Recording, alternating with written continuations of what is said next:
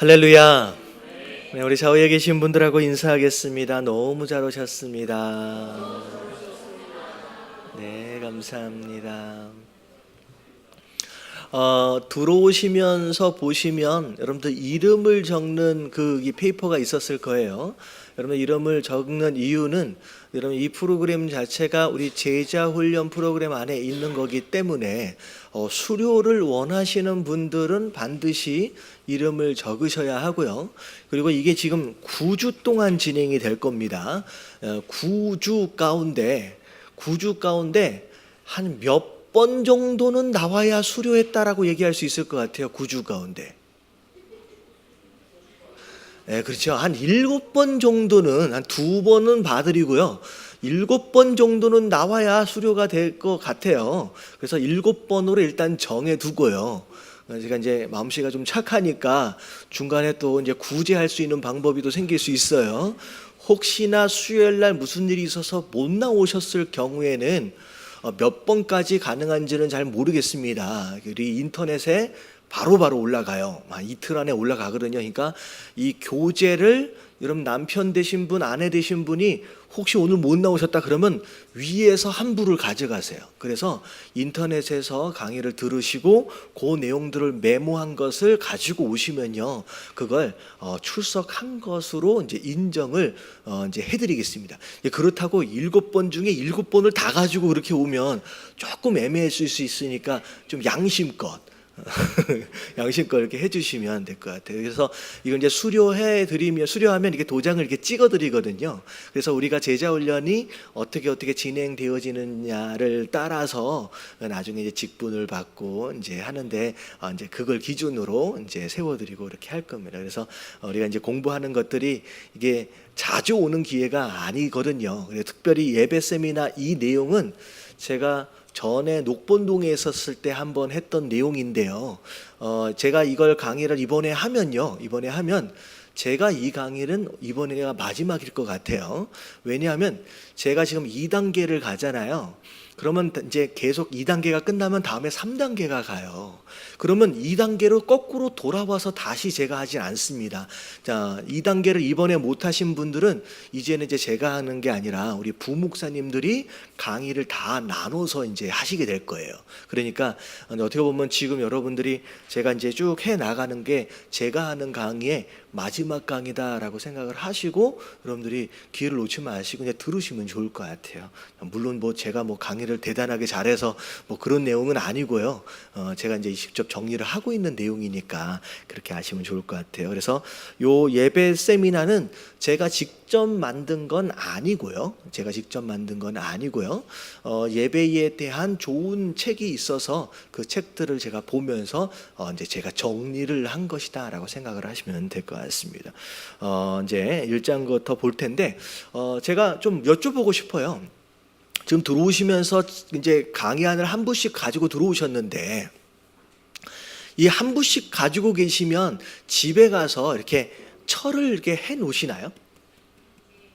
이게 철을 안 해놓고 이게 흩어져 버리면 이게 어떻게 보면 쓰레기처럼 다 없어져 버리거든요. 그래서 그런 생각을 했어요. 이걸 교회에서 이게 폴더나 이런 것들을 좀 사서 이게 전체를 딱 책으로 만들어 드리는 게 낫겠는지, 그러면 이제 좀 비용이 들거든요. 그렇게 해드리는 게 나을 것인지 아니면 그냥 이렇게 한 장씩 해서 개별적으로 알아서 철을 하는 게 나을 것인지. 그래서 제가 이제 손들어서 제가 다수결로 책을 만들어 주길 원하신다라고 한다면 다음 주에 좀 이따 가죠. 전 들으려고 돼. 다음 주에 1장을 제외한 나머지 부분을 딱 책으로 만들어 드릴게요. 그러면 이걸 가지고 오시면 딱 포인터를 이제 바인더에 딱 철을 하면 책이 만들어질 수 있게끔. 그 대신 다음 주에 이렇게 오실 때 이걸 3,000원을 받겠습니다. 3,000원을. 너무 비싸진 않죠? 예, 그래서 3,000원을 받고 책으로 만들어 주는 게 좋다라고 하시는 분이 있으면 손 한번 들어주세요. 자, 나는 그냥 내가 알아서 철을 하는 게 좀 더 나은 것 같다. 좀 이상한 분위기가 되는데 그게 더 낫다. 이게 일단 다수결의 원칙을 따라서 다수결의 원칙을 따라서 책을 다음 주에 제가 한 40권 정도를 만들어 놓겠습니다. 그리고 이제 중간중간 이제 다른 교인분들도 이제 오세요. 그래서 책이 아니라 하나씩 필요하신 분들을 위해서 10개를 만들어 놓을 테니까 책을 원하시는 분은 다음 주에 사가지 가시면 되고요. 그리고 그냥 본인이 철해놓기 원하시는 분들은 이렇게 한 장씩 하나씩 가져가시면 될 것 같아요. 다 행복하시죠, 이제? 네, 자, 이제 1장서부터 시작하겠습니다. 자, 제목이 뭐냐? 다 같이 한번 읽어볼게요. 시작. 예배의 성수는 성도이다. 자, 이게 무슨 뜻인지 이제 설명을 좀 드리도록 하겠습니다. 자, 밑에를 보면, 자, 예배는 믿는 이들의 뭐다? 반응이다. 자, 예배자의 모든 것, 즉 마음, 감정, 의지, 그리고 심지어 무엇까지도, 몸까지도 모두를 하나님께, 하나님과 하나님이 말씀하신 것과 하나님이 하신 일에 뭐 하는 것이다? 반응하는 거예요. 여러분, 이 반응이라고 하는 것이 굉장히 중요한 단어인데요. 여러분, 이 반응이라는 것은 시작을 내가 한 게 아니에요. 누가 액션을 먼저 취한 거예요. 그 취한 액션에 대하여 내가 리액션을 한 거예요. 그게 반응이거든요. 그러니까 이 반응이라고 하는 단어는 무엇을 의미하느냐? 자, 하나님께서 먼저 우리를 사랑하셨어요. 우리가 먼저 하나님을 찾아간 게 아니에요. 그래서 시작은, 이 반응의 첫 번째 의미는 먼저 우리를 사랑하신 그 사랑에 대하여 우리가 반응한 거예요. 먼저 그분의 행동에 대하여 반응한 것이고, 액션이 되었든 리액션이 되었든 반응이라고 하는 뒤의 의미는 뭐냐면 내가 움직이는 걸 의미하는 거예요. 다시 말하면 구경하는 걸 얘기하는 게 아니다라는 거죠. 이제 그걸 이제 밑에 설명을 좀 드릴게요. 자, 예배는 하나님을 경외함으로부터 균형을 잡는 사랑스러운 반응이며, 자, 무엇으로부터 시작했어요? 예배는 하나님을 묘하는 것으로부터 경외하는 거예요. 여러분, 경외가 하나님을 두려워할 줄 안다는 거죠. 여러분, 이것에서부터 시작되어서 뭘로 가는 거예요? 사랑으로 이제 가는 거예요. 근데 성도가 하나님을 더욱 알기 위해 나아가는 더 깊은 뭐다? 반응이다라고, 자, 이 워렌 바입스라고 하는 사람이 이제 이야기를 했어요. 그래서 자, 먼저 이 예배에 대해서 살펴보기 전에 두 가지 단어의 정의를 우리가 이제 내려볼 필요가 있는데, 첫 번째는 성도라고 하는 단어예요. 자, 영어로 뭐라고 나와 있어요? believer라고 나와 있잖아요. 자, 성도는 영어로 그냥 얘기를 하면 믿는 사람이에요. 그래서 여러분, 이 성도에 대한 정의를 나름대로 다양하게 내려볼 수 있는데, 여러분, 이 교재에서는 뭐라고 내렸냐면, 그냥 간단하게 한번 메모를 좀 해두세요. 전심으로 예배에 참여하여, 전심으로 예배에 참여하여 인격적으로 하나님을 예배하는 사람들, 이렇게 이제 정의를 내렸더라고요. 자, 전심으로 예배에 참여하여 인격적으로 하나님을 예배하는 사람들. 자, 뭐 되게 거창하고 좀 길게 써놨는데, 자, 성도는 다시 말하면, 다른 말로 이야기하면 그냥 뭐예요? 그냥 예배자예요. 예배자. 예배자. 근데 비슷해 보일 수 있어요. 겉으로는 되게 비슷해 보일 수 있는데, 여러분, 이런 단어가 있어요. 여러분, 이건 영어고 한국말로는 이런 단어가 이제 없는데, 뭐 한국말로 굳이 표현하고자 한다면 교인이라고 얘기할 수 있어요. 교인. 근데 영어로 보면 처치 고어라고 나와 있어요. 그러니까 이제 영어를 그냥 그대로 풀면 그냥 뭐 하는 사람들이에요? 교회를 다니는 사람들. 다시 말하면 이 교재에서는요, 예배를 드리는 예배자와 교회를 다니는 처치고어하고는 전혀 다른 개념으로 좀 분리해서 본다는 거죠. 자, 처치고어가 뭐냐? 자, 주기적으로 개인적인 목적을 위해서 교회에 가는 사람들이에요.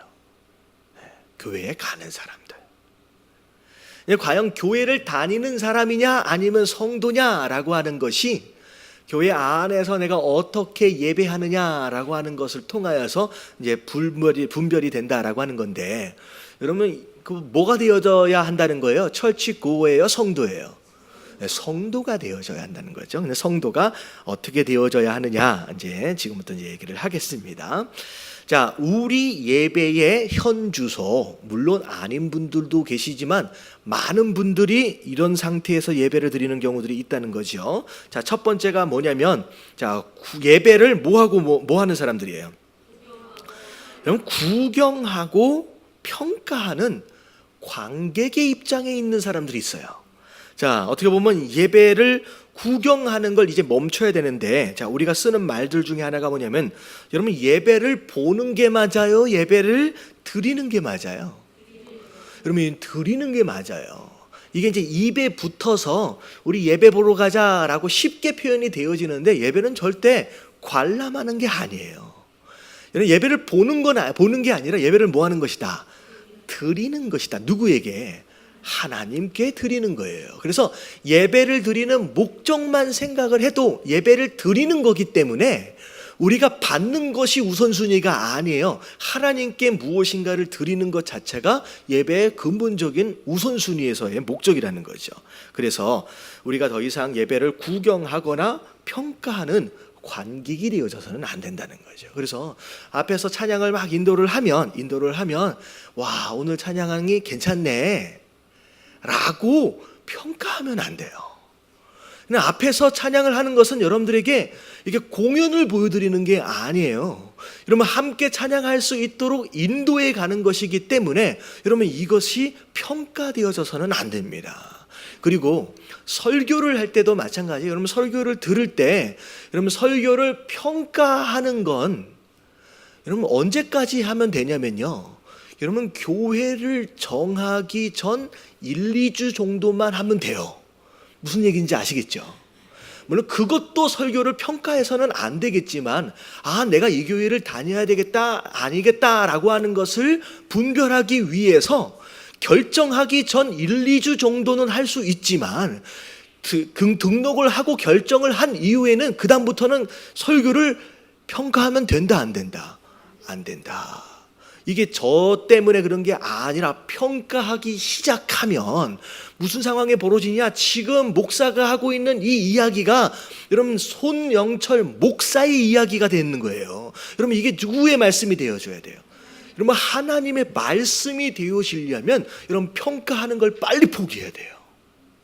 그렇지 않으면요, 아무리 오래 신앙생활을 해도요, 아무리 말씀을 들어도요, 계속 관람자의 입장에서 계속 머뭇거리는 그런 상황들이 벌어진다라고 하는 것이죠. 그래서 예배는 관객처럼 보거나 구경하는 것이 되어서는 안 된다. 자, 그랬어요. 그래서 질문 한번 읽어볼게요. 시작. 당신은 어떠한가요? 하나님을 예배하기 위해 참석한 자리에 구경하고 평가하는 관객으로 앉아있지는 않을까요? 네, 특별히 여러분 예배 이제 이렇게 쭉 앉아 계시는데, 여러분 예배할 때 예배를 정말로 전심으로 드리길 원하신다라고 한다면 가능하면 어디 앉는 게 좋아요?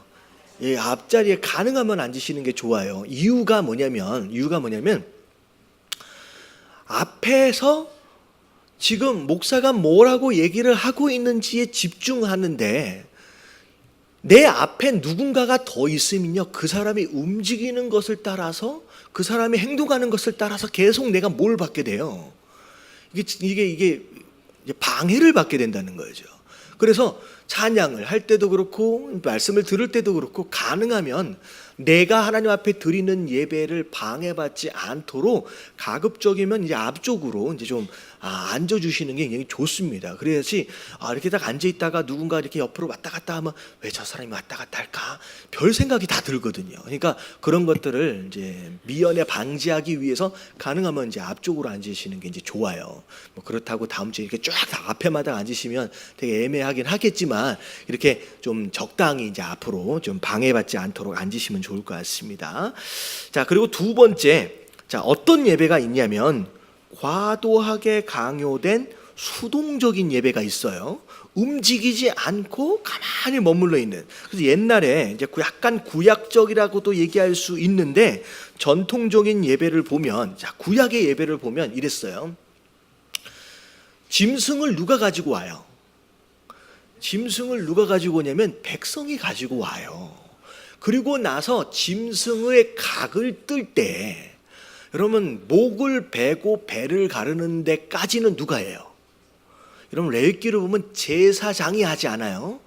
여러분 그러니까 안수를 하고 목을 베고 가슴을 여는 데까지는 누가 하냐면요, 짐승을 가지고 온 그 사람이에요. 그리고 나서 안에 있는 걸 다 드러내는 그런 작업들은 이 전문적인 어떤 손길이 필요하기 때문에 그때부터 누가 해요? 제사장이에요. 태우는 것에서부터 하나님 앞에 올려드리는 것에부터 각을 뜨고 다 분리하는 이 모든 작업은 그 이후에서부터는 제사장이 하는 거예요. 그러면 제사장이 한다라고 한다면 그 이후서부터는 가지고 나온 그 제물을 가지고 나온 그 백성들은 그때부터는 뭐 하고 있는 거예요? 제사장이 하고 있는 것을 계속 뭐 하고 있어요? 구경하고 있는 상황이 벌어지는 거죠. 각을 떠서 다 태우는 것까지, 심지어 물두멍에서 손을 씻고, 심지어는 어디 들어가는 거? 성소 안에 들어가는. 여러분 성소 안에 들어가 버리면요, 그 다음부터 백성 제사장은 보이지도 않아요. 그냥 어디 있는 거예요? 그냥 뜰 밖에서 뭐 하고 있는지를 기다리면서 계속 서 있는 거예요. 여러분 이런 상태의 예배는 여러분 구약에서 이미 끝난 거예요. 근데 그런 상태에 머물러 있는 경우들이 있다는 거죠. 그래서 자 밑에를 보면 마치 경기장에서 올림픽 하고 있는데 경기장에서 경주가 이루어지고 있다라고 한다면 마치 옛날 그 수동적인 예배 형태는 하나님이 뭔 역할을 하고 있는 것 같느냐? 코치 역할을 하고 있는 것 같고, 인도자나 설교자처럼 제사장이 뭐 하고 있는 것 같아요? 선수예요. 그리고 성도나 회중은 뭐가 돼 있는 입장이에요? 예, 제사장이 잘하고 있느냐, 목사가 잘하고 있느냐, 찬양 인도자가 잘하고 있느냐라고 하는 것을 그냥 바라보고 있는 관객의 형태가 되어버리는 상황이 벌어진다는 거죠.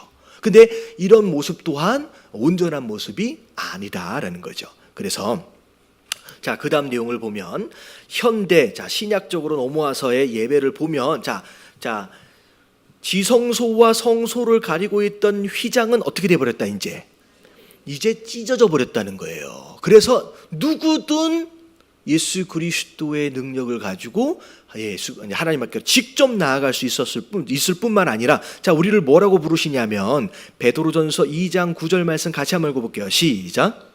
그러나 너희는 택하신 족속이요 왕 같은 제사장들이요 거룩한 나라요 그의 소유가 된 백성이니 이는 너희를 어두운 데서 불러내어 그의 기이한 빛에 들어가게 하신 이의 아름다운 덕을 선포하게 하려 하심이라. 예, 그동안에는 제사장이 하고 있는 것들을 관객처럼 구경하고 있었지만 이제는 너희가 곧 뭐라 그랬어요? 왕 같은 제사장이다. 네가 하는 것이다는 거죠.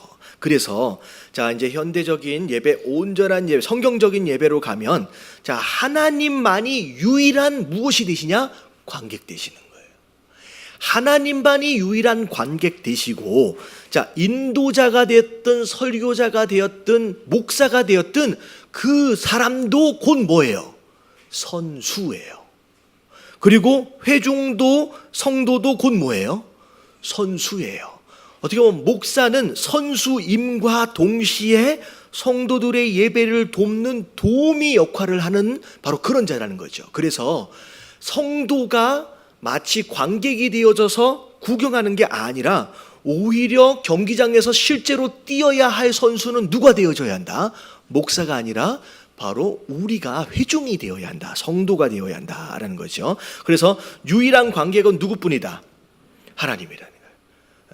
보고 관람하고 계시는 분은 선수인 우리가 아니라는 거죠. 그래서 밑에를 보면 예배는 공연이에요, 공연이 아니에요. 자, 이게 이제 관점의 차이에서 예배는 우리가 지켜보는 공연이 아니라 누가 지켜보시는 공연이에요? 하나님이 지켜보시는 공연인 거예요. 이렇게 정리가 돼요. 자, 그래서 하나님은 예배자를 찾으신다. 그래서 그게 예배인데 그래서 하나님은 그 예배를 찾으시는 거죠. 자, 요한복음 4장 23절 다 같이 한번 읽어볼게요. 시작. 아버지께 참되게 예배하는 자들은 영과 진리로 예배할 때가 오나니 곧 이때라. 아버지께서는 자기에게 이렇게 예배하는 자들을 찾으시느니라. 예배를 구경하는 게 아니라 예배를 하는 자를 하나님께서 찾는다라는 거죠. 그래서 밑으로 좀 정리를 할게요. 예배의 선수는 성도다. 자, 선수로 거기 한번 읽어볼게요. 시작. 선수로 뛰어야 할 성도가 관객의 자리에 앉아서 평가할 수, 하나님의 자리에 앉아서 설교를 비판하고 찬양의 점수를 매기는 전횡을 일삼고 있다. 회중이 관객의 위치에 나태하게 안주하는 것은 종교개혁 이전으로 회귀하는 대재앙이다. 그래서 옛날 종교개혁 이전에는 뭐 찬양대도 그렇고 찬양팀도 그렇고 설교자도 그렇고 밑에 있는 회중들이 다 뭐 하고 있었어요? 강단 위에서, 어떻게 보면 이걸 무대라고 생각하는 거예요. 무대 위에서 누군가가 무엇인가를 하는 것을 계속 관람해오고 관객처럼 구경해왔다라는 거죠. 이제 그렇게 되어져서는 안 된다라는 거예요. 그래서 예전에 한 10년 정도는 된 것 같아요. 한참 교회 건축 막 되어졌을 때 이제 목사님들이 그때 당시에 보면 좀 편안한 의자를 좀 선호해가지고 한참 10년 전에는 회중 의자가 무슨 의자로 되어 있었냐면요, 극장식 의자 있잖아요. 이게 딱 이제 그게 극장식 의자로 되면 뭐가 좋았냐면요, 이게 사람이 딱 일어나면 이게 딱 접어져서 올라가요. 그래서 또 이제 좁은 공간이지만 그게 딱 올라가지니까 이제 많은 의자가 더 들어올 수 있고 사람들이 통행하기가 이제 쉬워서, 그리고 또 앉았을 때 되게 좋았거든요. 편안하고. 근데 이게 이제 예배 드리려고 딱 앉아 있는 순간 어떤 자세가 돼요? 이렇게 등을 딱 받치고 이렇게 이제 구경하는 자세가 되는 거예요. 근데 이제 슬슬 잠도 오죠. 이 자세 자체가 이제 평가하고 관람하는 그런 마음의 상태를 자꾸 만들어 간다는. 그래서 많은 교회들이 그 의자를 여기 맞춰놓고 되게 후회도 많이 하고, 심지어 어떤 목사님들은 몇 년 지나서 그걸 바꾸시는 목사님들도 계세요. 그러니까 예배를 드릴 때 내가 관객이 되어져서는 안 된다라고 하는 것을 알고 우리가 적극적으로, 그래서 예배를 드릴 때도, 설교를 들을 때도 여러분들 제가 말하는 것들을 따라서 뭐 아멘 아멘 하고 있는 것 그 자체가 기계적으로 그냥 분위기 좋으라고 하는 게 아니라 뭐 하는 거예요? 지금 하나님이 지금 나에게 말씀하신 것에 대하여 계속 뭐 하고 있는 거예요? 반응하고 있는 거예요. 그러니까 가만히 입을 다물고 앉아 있으면 점점 내 마음의 상태가 뭐가 되는 거예요? 수동적이 되고 관객처럼 가버리기 때문에 제가 무슨 얘기를 하고 할렐루야 하면 아멘 아멘 하면서 적극적으로 액션을 취할 수 있도록 만드는 이유가 뭐냐면 분위기조차라고 하는 거에 아니다라는 거죠. 여러분 깨달아지시길 주님의 이름으로 축원합니다. 이렇게 반응을 해주는 거예요. 그래서 내가 결단을 함께 하는 거죠. 그게 중요해요. 자, 그리고 자, 오늘날의 교회가 또 뭐가 문제가 있느냐? 자, 소비자 중심 목회 철학의 위험성. 자, 이게 뭐냐? 자, 예배는 누굴 만족시키는 거예요? 여러분, 하나님을 만족시키는 게 예배예요. 근데 어느덧 하나님보다 누굴 만족시키는, 이런 회중을 만족시키는 예배가 되어져 가는 거예요. 그래서 목회자가 인위적으로 앉아있는 성도에게 은혜를 끼치려고 노력하는 상황들이 벌어진다는 거죠. 여러분, 이게 방향성이 잘못된 거예요. 여러분, 예배를 통하여 감동을 먼저 받으셔야 할 분은요, 누구냐면요, 하나님이에요. 우리의 예배의 모습을 통하여 감동을 우리가 먼저 받는 게 아니에요. 하나님이 먼저 받으시는 거예요. 그리고 우리가 받는 것은 하나님이 받으신 그 감동을 따라서 은혜로 주어지는 것이죠. 예배의 목적이 내가 무엇인가를 감동을 받거나 이해를 했거나 아니면 예배를 통하여서 내가 뭐 은혜를 받는 것 자체가 먼저 우선순위가 되어지면 이게 무슨 중심이 되어지느냐? 방금 얘기한 것처럼 소비자 중심적인 예배가 되어집니다. 자, 소비자, 자, 고객이 되어버린 예배 참여자들이라고 얘기해요. 그러니까 회중이 뭐가 돼버려요? 성도가 뭐가 됐어요? 교회에 소비자가 됐고 고객이 되는 거예요. 그러니까 목사는 누굴 만족시켜야 돼요?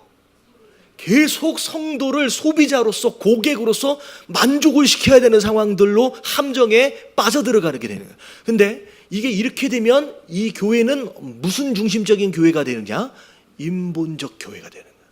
하나님 중심적 교회가 되는 게 아니라 사람 눈치 보고 사람 비유 맞춰주는 그런 교회가 된다는 거죠. 근데 여러분 이렇게 되면 안 되는 거죠. 자, 성도는 영적인 생산자가 돼야 돼요. 근데 생산자가 아니라 뭐가 돼버린다? 소비자, 고객의 태도로 예배에 임하는 성도들이 되어지는 거예요. 그래서 성도들이 교회를 찾을 때 어떤 기준으로 찾느냐? 더 나은 서비스, 더 나은 자녀 교육 환경, 더 쾌적한 예배 환경을 찾으며 쇼핑하는 성도들이 되어져 버린다는 거예요. 여러분 이게 교회를 선택함에 있어서의 우선순위 안에 들어가서는 안 된다는 거죠.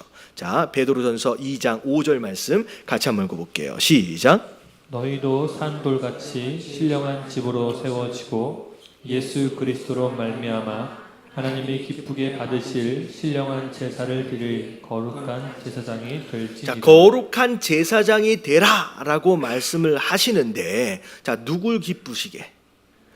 하나님이 기쁘게 받으실 신령한 제사를 드릴 그 거룩한 제사장이 되라라는 거죠. 그래서 여러분 이 예배에 여러분 성공한다라고 하는 것은 이 예배를 통하여 누가 기뻐하셨어야 돼요? 여러분 하나님이 기뻐하셨어요. 여러분 그게 예배의 성공이다라는 거죠. 그래서 여러분 이 우선순위가 무너지면 안 된다라는 거죠. 자, 한번 더 읽어볼게요. 목사와 목회자와 시작. 목사와 교회와 시작. 교회와 목회자와 성도가 목숨을 걸고 집중해야 할 대상은 성도가 아니라 하나님이다. 눈에 보이지 않는 아주 작은 우선순위의 차이가 교회의 존재 목적, 예배의 궁극적 가치를 갉아먹는다. 성도를 만족시켜야 할 관객과 소비자로 여기는 것은 잘못된 것이다. 네, 여러분 스스로 내가 고객인 것처럼 착각해서는 안 된다라는 거죠. 누굴 기쁘시게? 하나님을 기쁘시게. 여러분 이 우선순위가 딱 바뀌어지는 순간 교회는 그냥 세속화가 되어지는 거예요. 그냥 사람을 기쁘게 하는 그런 교회가 되어버린다는 거죠. 자, 이 우선순위가 이제 가장 중요하고요. 자, 두 번째, 자 예배에 대해서 이제 다시 생각해 보자라고 하는 건데, 자 유태 한번 읽어볼게요. 천천히 시작. 대부분의 성도는 예배를 충분히 안다고 생각한다. 수십 년 넘게 교회에 다녔는데 예배에 대해 뭘 더 배워야 하겠느냐 반문한다. 더는 알 필요를 못 느끼는 것이다. 하지만 의외로 많은 그리스도인이 예배를 잘 모른다. 기독교 예배는 타 종교와는 달리 인간이 신이 되기 위해 만든 특정한 의식이 아니라 하나님께서 인간에게 먼저 다가와 우리를 만나시기 위해 길을 제시하신 방식이다. 따라서 기독교 신자는 당연하고도 마땅하게 하나님께서 기뻐 받으시는 예배란 무엇인지를 겸허한 태도로 배워야 한다. 자, 예배는 누가 만드신 거예요? 하나님이 만드셨어요. 그분과의 만남을 위해서 하나님이 만드셨기 때문에 예배의 방법 또한 태도 또한 누구의 마음에 맞춰야 돼요? 하나님의 마음에 맞춰야 돼요. 이게 되게 중요한 게 뭐냐면 우리가 이제 창세기에 보면 가인의 예배가 있고요, 아벨의 예배가 있어요. 이런 누구 예배를 받으셨어요? 이 아벨의 예배만 받으셨어요. 이유가 뭐예요? 왜 가인의 예배를 안 받으셨는가? 왜 아벨의 예배만 받으셨는가? 여러분 사실 여러 가지로 성경 구절을 통하여서 우리가 유추해 볼 수 있는 내용들이 좀 있어요. 뭐 첫 번째 첫 양을 드리고 뭐 했던 그런 것들을 보서 뭐 아벨은 더 정성스럽게 뭐 그렇게 드렸다, 뭐 믿음으로 드렸다, 히브리서에 나오는 것처럼 믿음으로 드렸다라고 얘기가 되어지는데 사실은 뭐가 잘못됐는지를 보려면 받지 않으신 하나님에 대하여 그들이 어떻게 반응했느냐라고 하는 걸 보면 예배의 시작이 뭐가 어디서부터 잘못됐는지 알 수 있어요. 보세요. 진짜 하나님을 위한 예배였다, 하나님을 위한 예배였다라고 한다면 여러분 하나님 안 받아버리셨어요. 나는 네 예배를 내가 못 받겠다라고 얘기하면 그 예배를 드렸던 자의 당연한 반응은 뭐 해야 돼요? 진짜 하나님을 위한 것이었다라고 한다면 미안해하는 게 맞는 거예요. 죄송해하는 게 맞는 거예요. 하나님 제가 뭘 잘못했습니까?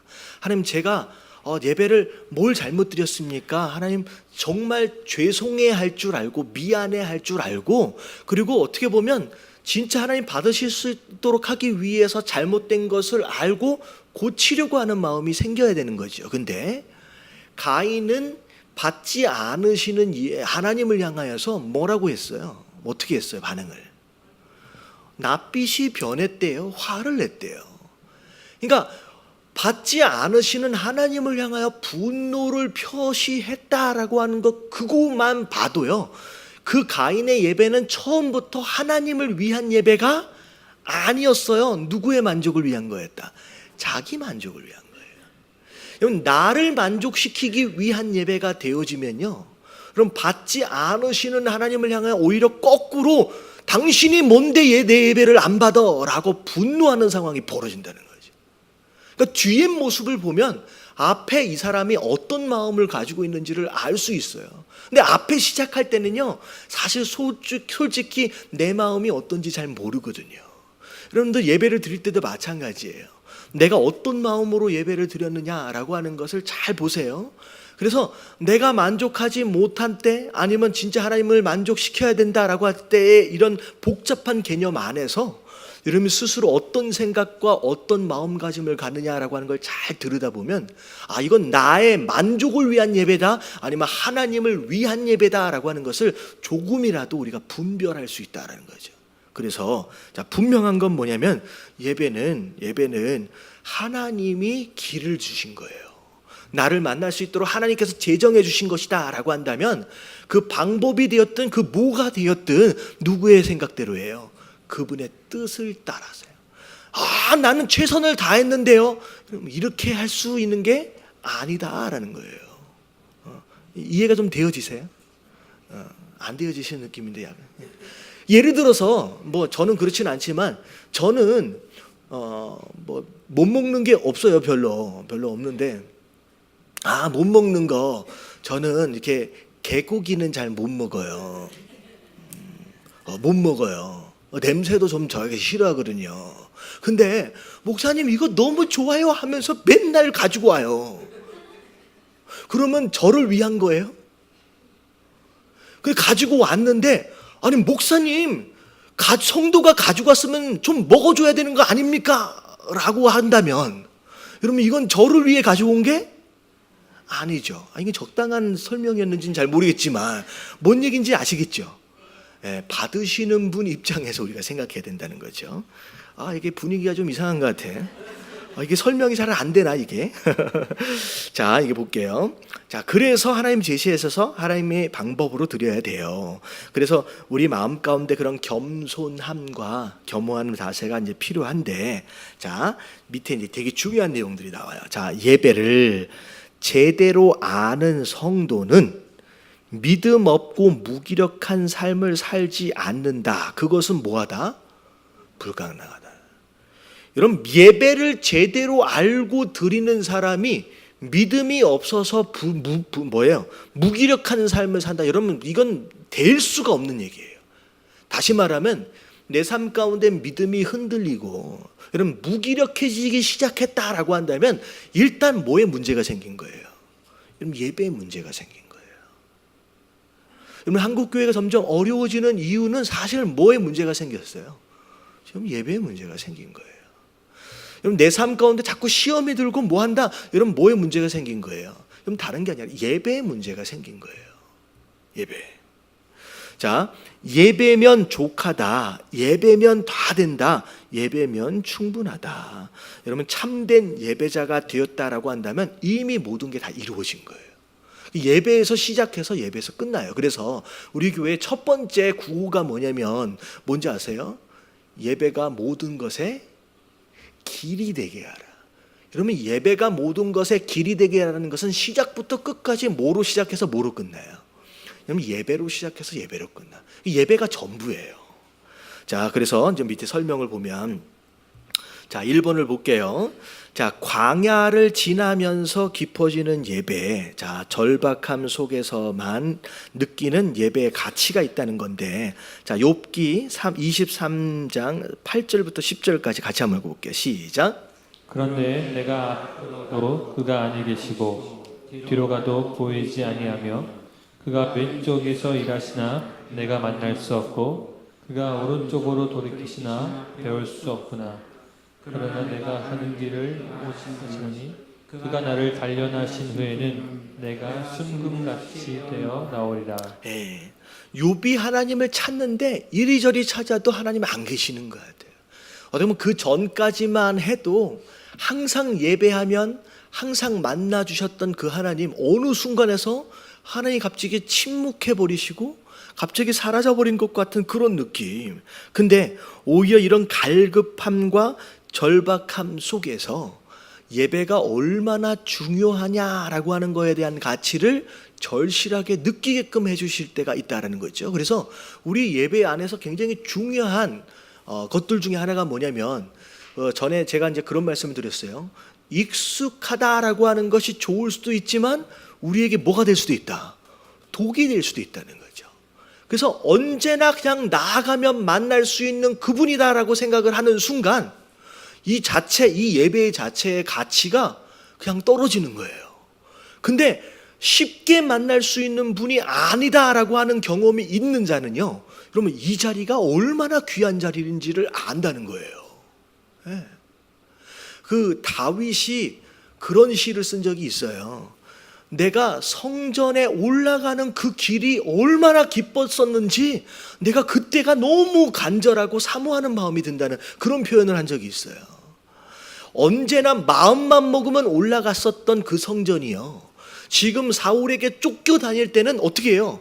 마음대로 갈 수가 없는 거예요. 그럴수록 하나님이 나를 만나 주시는 그 순간에 대하여 더 간절함이 생긴다는 거예요. 그래서 때로는 어떻게 보면 하나님께서 우리에게 이런 광야 같은 절박함들을 좀 허락하시는 이유들 중에 하나가 뭐냐면, 이 예배가 얼마나 중요한지를, 이 가치를 깨닫도록 하기 위해서 하나님께서 또 허락하실 때가 있다라고 하는 것이죠. 그래서 익숙하면 전심이 잘 안 돼요. 그래서 이런 상황들을 통하여 역대하 16장 9절 보면, 자 같이 한번 읽어볼게요. 시작. 여호와의 눈은 온 땅을 그로 감찰하사 전심으로 자기에게 향하는 자들을 위하여 능력을 베푸시나니 이 일은 왕이 망령되이 행하였은즉 이후부터는 왕에게 전쟁이 있으리라. 아멘. 예. 전심으로 자기를 향하는 자들을 위하여 능력을 베푸신다. 자, 하나님께서 이런 예배자들을 하나님께 찾으신다라는 것이죠. 그래서 어떻게 보면 예배 내용들 가운데서 이제 광야, 물이 없는 갈증 가운데 절박함 속에서 더 깊어질 수 있는 이 예배 모습들이 또 있고요. 자, 그리고 두 번째를 보면, 자, 예배하는 대상을 우리가 어떻게 되는데요? 닮아간대요. 자, 인간은 본질적으로 무엇인가를 예배하도록 지어져 있는 존재예요. 그래서 여러분, 동물들은 예배하지 않습니다. 사람만큼은 예배해요. 그래서 어느 지역에, 어느 산골에, 어느 정글에 들어가도요, 모든 족속들이 다 뭘 가지고 있어요? 다 그들만의 신을 가지고 있어요. 여러분, 신이 없는 종족은 여러분 이 땅에 존재해 본 적이 없어요. 그러니까 사람은 무조건 모이면 뭐해요? 신을 만들어요. 여러분, 이게 본능이고 본성이에요. 왜냐하면요, 자, 사람은 먹고 자고 입고를 아무리 잘해도요, 원래 에덴 동산에 만들었던 사람은 요 안에 하나님이 채워주셔야 할 그 공간에 하나님이 들어와 계셨어요. 근데 에덴 동산에서 죄를 짓고 쫓겨난 인생은 뭐가 비어 있어요? 하나님이 채워주셨던 그 공간이 비어있는 상태로 살아가는 거예요. 그래서 아무리 많이 먹고 아무리 모든 것을 누려도요, 계속 허전하고 만족이 안 된 이유는 뭐가 안 채워져서 원래 하나님이 계셨던 그 공간이 채워지지 않기 때문에 그 공간을 끊임없이 채워 넣으려고 애를 쓰는 거예요. 그러다가 돈도 구하고 뭐도 구하고 하다 보니까 결국은 안 되니까 뭘 만들어내요? 요걸 채워 넣을 만한, 이 영적 공간을 채워 넣을 만한 신을 그들 스스로 만들어내는 거예요. 여러분, 사람은 원래 그렇게 돼 있어요. 그래서 동물들은 그렇게 하지 않지만 모든 사람은 누구나 그렇게 예배할 대상을 찾는다는 거죠. 근데 중요한 건 뭐냐면 여러분 이게 문제가 뭐냐? 자, 잘못된 예배의 대상들을 찾는다는 거예요. 하나님이 아닌 다른 것들을 찾아요. 돈이 되었든 명예가 되었든 쾌락이 되었든 성공이 되었든 아니면 요즘에 보면 뭐 연예인이도 이제 아이돌. 그러면 아이돌이 무슨 뜻이에요? 여기 이게 되게 쉽게 표현하자면 이거 아이돌이라는 표현 자체가 이게 우상이란 거잖아요. 그들을 신으로 섬기는 거예요. 그래서 누가 그런 얘기를 하던데 그 군대를 가면 이제 이것도 한참 전 얘기인데 군대를 가면 신이 있대요. 무슨 소녀시대가 신이고 무슨 아이돌 가수가 신이래요. 거의 신격화시키는 그런 상황들. 근데 이제 이렇게 되는데 중요한 건 자, 잘못된 것을 예배의 대상으로 삼고 있는 게 문제인데 더 문제는 뭐냐면 예배하는 대상을 뭐 하기 시작한다? 닮아가기 시작해요. 자, 보세요. 자, 시편 115편 4절부터 8절까지를 보면 같이 한번 읽어볼게요. 시작. 그들의 우상들은 은과 금이요 사람이 손으로 만든 것이라. 입이 있어도 말하지 못하며 눈이 있어도 보지 못하며 귀가 있어도 듣지 못하며 코가 있어도 냄새 맡지 못하리라. 손이 있어도 만지지 못하며 발이 있어도 걷지 못하며 목구멍이 있어도 작은 소리조차 내지 못하니라. 우상들을 만드는 자들과 그것을 의지하는 자들이 다 그와 같으리라. 자, 마지막 8절을 보면 우상들을 만드는 자들 그리고 그것을 의지하는 자들이 다 어떻게 된대요? 그와 같으리로다라고 얘기하고 있어요. 다시 말하면 우상을 만들고 우상을 의지하고 우상을 섬기는 자들이 곧 우상을 뭐해 가기 시작한다? 닮아가기 시작한다. 근데 그 우상이 위에 보면요 좋은 얘기가 아니에요. 눈이 있어도 보지 못해요. 귀가 있어도 듣지 못해요. 코가 있어도 냄새를 맡지 못해요. 그게 우상이거든요. 근데 그것을 섬기고 그것을 예배하는 순간 보지 못하고 듣지 못하고 냄새 맡지 못하는 무기력하고 무능한 그 모습을 뭐해가기 시작한다? 닮아가기 시작한다. 그래서 우상을 섬기는 자들이 스스로 썩어가고 있고 스스로 버려지고 있음에도 불구하고 망가지고 있음에도 불구하고 깨닫지를 못하는 거예요. 감각을 우상처럼 다 잃어버리고 가고 있기 때문에. 그래서 여러분들이 예배하고 있는 대상, 여러분들 막 바라보고 있는 것들을 은근 알지 못하는 사이에 우리가 닮아가게 된다는. 자, 보세요. 우리가 무엇을 예배하느냐가 우리의 존재 가치를 결정해요. 왜냐하면 예배하는 것을 우리가 뭐 하기 때문에? 닮아가기 때문에요. 그래서 고귀한 것을 예배하면 우리가 그 고귀한 것을 닮아가게 돼 있어요. 근데 쓰레기 같은 것 아니면 싸구려 같은 것들을 우리가 예배하기 시작하면요, 우리가 뭐가 되어가는 거예요, 그래? 네, 그런 쓰레기나 싸구려 같은 인생으로 가는 거예요. 그래서 우리가 하나님을 예배할 때, 자, 거기서는 안 써져 있죠. 우리의 존재가 누굴 닮아가게 된다? 하나님의 형상을 닮아가게 된다는 거예요. 그래서 우리가 하나님의 형상을 점점 닮아가기 때문에 그분처럼 우리 스스로도 뭐 어떤 존재가 된다? 존귀한 존재가 된다는 거죠. 만약에 귀신을 예배한다라고 한다면 여러분 귀신 같은 사람이 되는 거예요. 비슷하게 닮아가게 된다는 거죠. 그래서 자, 이 밑에로 보세요. 제가 설교 때 간혹 하는 얘기들 중에 하나입니다. 성도를 시작. 성도를 변화시키거나 은혜를 받기 위해 일부러 마음이나 태도를 조정할 필요가 없다. 여러분 의도적으로 막 마음을 바꿔보고 변해보려고 애쓰지 말라는 거예요. 그거 자체가 문제의 원인이 아니기 때문에. 자, 예배를 시작. 예배를 올바로 알고 온전히 드리기만 하면 이런 일은 자연스럽게 일어나기 때문이다. 예배를 통해 하나님을 만나면 그분과 친밀하게 교제할 때 하나님을 닮아가는 열매가 자연스럽게 맺힐 것이다. 네, 그래서 하나님을 바로 예배하기만 하면 예담이라고 하는 것은 우리의 의지나 노력으로 되는 게 아니라 그 예배를 통하여 자연스럽게 맺어가는 열매일 수 있다라고 하는 것이죠. 그래서 자, 우리는 예배하는 대상을 닮아가게 돼 있다라는 거죠. 자, 그리고 자, 이 3번을 보면 조금 여러 가지로 좀 헷갈려서 제가 이걸 좀 바꿨어요. 자, 3번의 제목을 그냥 예배자의 자격과 신분이라고 좀 써주시면 될 것 같아요. 이렇게 조금 혼동스러워가지고 그래서 그냥 이 중간의 내용을 좀 빼고 예배자의 자격과 신분. 그래서 이 중간에 있는 내용은요, 그냥 읽어보면 그냥 이제 연결은 좀 잘 안 돼요. 그래서 일부러 뺐는데, 자, 예배는 정의되기보다는 뭐 해야 된다? 경험되어져야 한다. 왜냐하면 예배는 뭐기 때문에? 삶이기 때문에. 그래서 예배는 동사다. worship is verb 해서 동사다. 자, 예배가 worship이라고 나와 있잖아요. 자, word하고 ship이라고 하는 단어가 같이 합쳐진 거예요. 그래서 예배의 원래 뜻은 가치 있는 대상을 뭐 하는 거예요? 가치 있는 대상에게 존경을 표한다는 의미다. 이건 이제 정의라고 생각하시면서 그냥 아시면 될 것 같고요. 자, 예배자의 자격과 신분을 보면 첫 번째, 자, 어떤 사람이 예배할 수 있느냐? 자, 뭐 하기만 하면 돼요?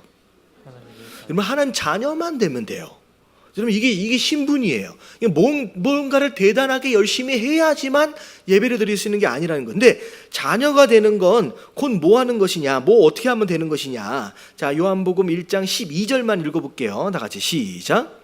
영접하는 자 곧 그 이름을 믿는 자들에게는 하나님의 자녀가 되는 권세를 주셨습니다. 자, 여기까지요. 자, 하나님의 자녀가 되는 권세는 우리가 어떻게 받는 거다? 그 이름을 믿는 것으로. 근데 그 이름을 믿는 것은 곧 뭐 하는 것이다?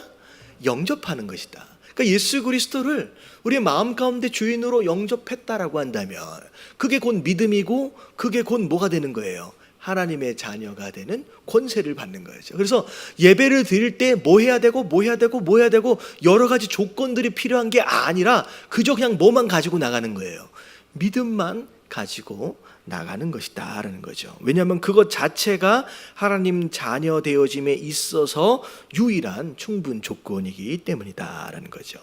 자, 그리고 예배를 드릴 때, 자, 우리가 어떤 신분을 가지고 예배를 드리게 되어지느냐. 자, 뭐라 그랬어요? 왕 같은 제사장이다. 자, 베드로전서 2장 9절 앞에 부분만 읽어볼게요. 시작. 그러나 너희는 택하신 족속이요 왕 같은 제사장들이요 거룩한 나라요 그의 소유가 된 백성이니. 자, 그래서 왕 같은 제사장들이다라고 이제 먼저 말씀하셨는데, 자, 우리가 예배할 때, 자, 어떻게 예배해야 되느냐? 첫 번째가 제사장의 신분을 가지고 예배하라는 거예요. 제사장의 신분. 자, 간단하게 그냥 설명을 드리면, 여러분, 예전에 구약 당시에는 제사장 외에 성소에 들어갈 수 있는 사람이 없었어요. 더군다나 지성소 같은 경우에는 제사장들 가운데서도 누구만 들어가요? 대제사장만. 그것도 1년에 딱 한 번씩 양의 피를 들고 들어가는 거예요. 짐승의 피를 들고 들어가는 거예요. 심지어 그 제사장마저도 그 지성소 안에서 만약에 하나님이 정해주신 법도를 따라서 예배하지 않으면 그 제사장도 어떻게 될 수 있어요? 죽임을 당할 수 있어요. 그래서 제가 설명드린 적 있잖아요. 이 제사장이 들어갈 때 어떻게 들어가요? 제사장 에봇 밑에 방울이 달려 있어요. 그 제사장이 이렇게 움직이면 딸그락 딸그락 딸그락 소리가 나는 거예요. 근데 그냥 또 그렇게 들어가지 않아요. 왜냐하면 딸그락 딸그락 들어가다가 만약에 딸그락이 딱 멈췄어. 제사장님 불러도 대답이 없어. 그러면 어떻게 된 거예요? 죽은 거예요. 여러분, 이게 예배를 드릴 때 하나님을 향한 경외감이에요. 잘못 드리면 그냥 거기서 죽는 거예요. 근데 중요한 건, 자, 대제사장이 딸그락 거리다가 죽어버렸어요. 근데 그 시체를 끌어내려면 누군가가 들어가야 되잖아요. 근데 대제사장 외에 들어가면 어떻게 된다? 걔도 죽어요. 그럼 어떻게 끌어내요? 그래서 들어갈 때 허리에 메고 있는 벨트에 긴 줄이 달려 있어요. 그래가지고 소리가 멈춰서 죽었다라고 되어지면 그걸 어떻게 해요? 밖에서 끌어내는 거예요. 여러분, 이게 예배였어요. 이게 예배였어요. 구약 당시의 예배는. 무섭죠? 근데 예수님이 뭘 어떻게 해버렸어요? 그 휘장을 쫙 찢어버리면서 뭐 하라고 말씀하시냐? 누구나 들어오라는 거예요. 누구나. 그러니까 제사장의 직분으로 예배하라라고 하는 것은 우리가 천주교처럼 신부한테 고해성사를 할 필요가 있어요, 없어요? 없어요. 중간에 누군가가 끼어 있을 필요가 없어요. 그냥 우리는 직접 예수님을 만나는 것이고 우리는 직접 하나님을 만나는 거예요. 중간에 마리아 끼면 돼야 안 돼요? 안 되는 거예요. 그냥 제사장의 신분으로 직접 나아가는 거예요. 근데 자, 제사장의 역할들을 좀 보면 자, 출애굽기 19장 6절. 자, 다 같이 한번 읽어볼게요. 시작. 너희가 내게 대하여 제사장 나라가 되며 거룩한 백성이 되리라. 너는 이 말을 이스라엘 자손에게 전파할지니라. 자, 제사장 나라다라고 하는 건, 자, 제사장은 기본적으로 이런 내용, 물론 자기 죄도 있지만 백성들의 죄를 대신 들고 나가서 용서를 빌기 위하여 중보하는 위치에 서 있는 거예요. 중보하는. 자, 그런데 자, 이제 밑에를 좀 보면 자, 여기 밑에도 설명이 좀 조금 애매하긴 한데 일단은 그냥 말씀 읽어볼게요. 베드로전서 2장 5절 다 같이 시작. 너희도 산 돌같이 신령한 집으로 세워지고 예수 그리스도로 말미암아 하나님이 기쁘시 받으실 신령한 제사를 드릴 거룩한 제사장이 그리고 되시니라. 제사장의 신분이다라고 하는 것은 하나님이 기쁘시게 받으실 수 있는 그런 예배를 드릴 수 있는 자로서 그렇게 나아가야 한다라고 하는 것을 의미합니다. 그래서 제사장의 신분으로 그렇게 예배할 수 있어야 된다라고 하는 것이고요. 근데 제사장이긴 제사장인데 자, 뭐 같은 제사장이에요? 왕 같은 제사장이에요. 그래서 제사장의 신분을 가지고 하나님 앞에 나아가기도 하지만 또 뭐의 신분을 가져가요? 왕의 신분을 가지고 나갑니다. 자, 로마서 5장 17절. 자, 다 같이 한번 읽어볼게요. 시작. 한 사람의 범죄로 말미암아 사망이 그 한 사람을 통하여 왕 노릇하였은즉 더욱 은혜와 의의 선물로 넘치게 받는 자들은 한 분 예수 그리스도를 통하여 생명 안에서 왕 노릇하리로다. 자, 왕 노릇한다라고 하는 것은 다스리는 권세를 가졌다라고 하는 거예요. 그래서 우리가 하나님 앞에 나아갈 때 두렵고 떨리는 마음으로 경외하는 마음으로 나아가지만 제사장이 목숨을 걸고 나아가지만 뭐 같은 제사장이다? 왕 같은. 그러니까 다스림의 권세를 가지고 나아가는 그런 담대함과 그런 권세가 그 안에 있다는 거죠. 그래서 예배자는 온전한 예배자는 이 땅을 다스리는 자예요. 그래서 창세기 1장 28절을 보면 하나님께서 사람에게 복을 주시면서 어떤 권세를 주셨는지가 나와요. 한번 같이 한번 읽어봅니다. 시작. 하나님이 그들에게 복을 주시며 하나님이 그들에게 이르시되 생육하고 번성하여 땅에 충만하여라. 땅을 정복하라. 바다의 물고기와 하늘의 새와 땅에 움직이는 모든 생물을 다스리라 하시니라. 그래서 다스림의 권세에 대한 내용을 가지고 있는 게 왕의 신분입니다. 그래서 우리가 하나님 앞에 예배하며 나아갈 때 이런 권세를 가지고 우리에게 주신 이 환경이 있어요. 이 땅이 있어요. 그게 이제 가정일 수도 있고 사업장일 수도 있고 직장일 수도 있고 이 모든 것들을 뭐 하며 나가는 거예요? 하나님이 주신 권세를 가지고 다스리며 나아가는 그런 담대함과 그런 이제 그게 있어야 된다라고 하는 것이죠. 그래서 이제 왕 같은 제사장으로 이제 제사장이다라는 것은 이제 그걸 의미합니다. 자, 마지막 3번을 보면 왕 같은 제사장의 모델이 누구냐? 자, 예수님이셨어요. 자, 히브리서 12장 1절서부터 3절까지 같이 한번 읽어봅니다. 시작. 그러므로 우리에게 구름같이 둘러싼 허다한 증인들이 있으니 모든 무거운 것과 우리에게 쉬운 죄를 벗어버리고 인내로써 우리 앞에 당한 경주를 하며 믿음의 주요 또 온전하게 하시는 이 예수를 바라보자. 그는 그 앞에 있는 힘을 위하여 십자가를 참으니. 자, 그는서부터가 예수님이 왕 같은 제사장으로서 어떻게 사셨느냐라고 하는 거에 대한 내용이 나오는 거예요. 자, 그는 그 앞에 있는 기쁨을 위하여 뭘 참으셨대요? 십자가를 참으셨대요. 부끄러움을 개의치 않으셨대요. 희생하신 거예요. 이게 이제 제사장의 모습이에요.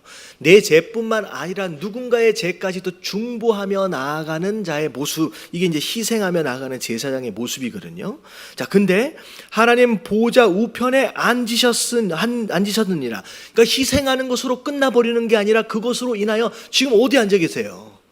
자, 왕으로서 보좌 우편에 앉아 계시는 거예요. 그래서 3절에 보면 다 같이 한번 읽어볼게요. 시작. 피곤하여 낙심하지 아니하시니 죄인들이 같이 자기에게 거역한 일을 참으시기를 생각하라. 예. 그래서 이 왕 같은 제사장으로서의 삶을 살아간다라고 했을 때, 자, 피곤할 수 있다는 거죠. 하지만 피곤한 것으로 인하여 낙심하지 말라는 거예요.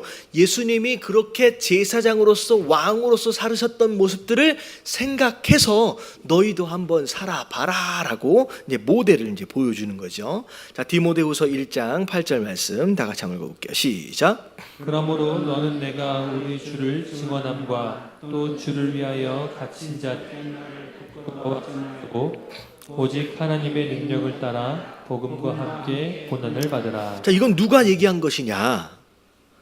누가 얘기한 거예요, 이게? 바울 사도가 디모데에게 이야기한 거예요. 지금 이 이야기하는 것을 보면 지금 히브리에서 나와 있는 예수님의 왕 같은 제사장의 모습을 지금 누가 살고 있다? 바울 사도가 그대로 살고 있다는 거죠. 그 살고 있는 그것 또한 너희들도 그렇게 살아라라고 권면하고 있는 내용이라는 거죠. 그래서 왕 같은 제사장의 모습이다라고 하는 것은 단순히 예배에 나와서 어떤 태도와 어떤 모습으로 예배했느냐라고 하는 것만을 이야기하는 게 아니라 삶 전반적으로 내가 하나님을 위해서, 그 뜻을 위해서 무엇을 위해서 희생을 하고, 그것을 위해서, 하지만 그 희생 안에서도 우리가 보좌에 앉는 것과 같은 왕의 권세를 가지고 살아가는 바로 그런 모습들을 함께 다 포함한다라고 하는 것이죠. 자, 여기까지가 이제 왕 같은 제사장으로서의 예수님의 모습입니다. 자, 그래서 자, 오늘 내용, 이제 가장 중요한 내용이 있다라고 한다면 우리는 예배의 관객이 되어서는 안 된다는 거죠.